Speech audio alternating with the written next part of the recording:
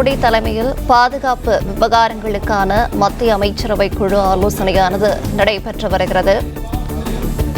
பகல்காம் பயங்கரவாத தாக்குதலை அடுத்து பாகிஸ்தானுடன் எல்லையில் பதற்றம் நீடிக்கும் நிலையில் முக்கிய ஆலோசனையானது நடைபெற்று வருகிறது.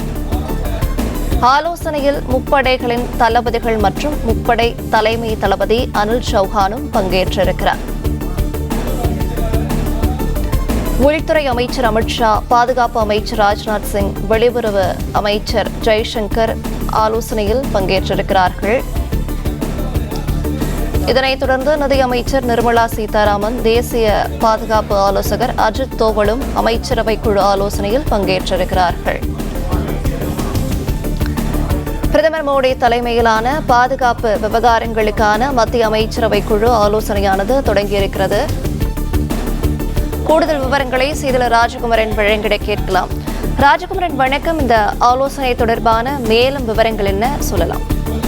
பாதுகாப்பு விவகாரங்களுக்கான இந்த ஆலோசனை கூட்டமானது மிகுந்த முக்கியத்துவம் வாய்ந்ததாக பார்க்கப்படுகின்றது.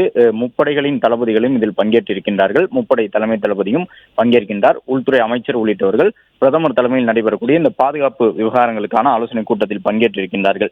ஏற்கனவே பகல்காம் தாக்குதலை தொடர்ந்து இதுபோன்ற ஒரு பாதுகாப்பு விவகார ஆலோசனை கூட்டம் நடைபெற்ற முடியும்தான் சில அதிமுக்கிய முடிவுகள் எடுக்கப்பட்டன. அதன் தொடர்ச்சியாகத்தான் பாகிஸ்தானை ராஜ்ய ரீதியாக உலக நாடுகளிடமிருந்து தனிமைப்படுத்தக்கூடிய விதமான நடவடிக்கைகளை இந்தியா மேற்கொண்டது. சிந்து நதிநீர் ஒப்பந்தத்தை முறித்துக் கொள்வது, அட்டாரி வாகா எல்லை உட்பட அனைத்து எல்லைகளையும் மூடுவது, பாகிஸ்தானுடன் நிலவழி தொடர்பு எந்த வகையிலும் இல்லாத வகையில் மூடுவது, வர்த்தக தொடர்புகளையும் முறித்துக் கொள்வது, விசா முடிந்த பிறகு பாகிஸ்தானியர்கள் இங்கே யாரெல்லாம் இருக்கின்றார்கள் உட்பட பாகிஸ்தானியர்கள் ஒட்டுமொத்தமாக இந்தியாவை விட்டு வெளியேற வேண்டும் என்பது உள்ளிட்ட சில அதிமுக்கிய முடிவுகள் கடந்த முறை இதே போன்று பாதுகாப்பு விவகாரங்களுக்கான குழு கூடிதான் முடிவெடுத்தது. தற்பொழுதும் பிரதமர் நரேந்திர மோடி தலைமையில் இந்த குழுவானது ஆலோசனையில் ஈடுபட்டிருக்கின்றார்கள்.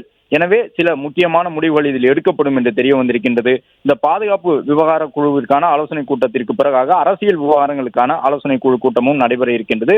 அதுவும் மிக முக்கியத்துவம் வாய்ந்ததாக பார்க்கப்படுகின்றது. ஏனென்றால் பாகிஸ்தானுக்கு எதிராக தொடர்ச்சியான நடவடிக்கைகளை இந்தியா வேகப்படுத்தி இருக்கின்றது.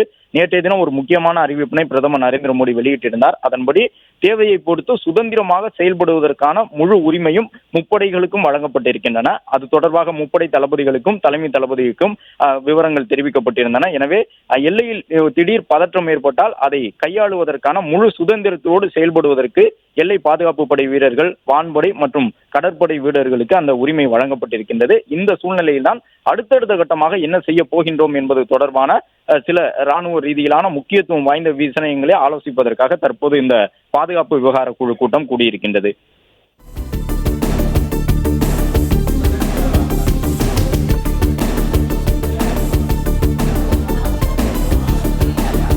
விவரங்களை வழங்கியமைக்க நன்றி ராஜகுமரன். பிளே ஸ்டோர் மற்றும் ஆப் ஸ்டோரில் இருந்து பாலிமர் செயலியை QR கோடு மூலம் பதிவிறக்கம் செய்யுங்கள். செய்திகளை உடனுக்குடன் பெறுங்கள்.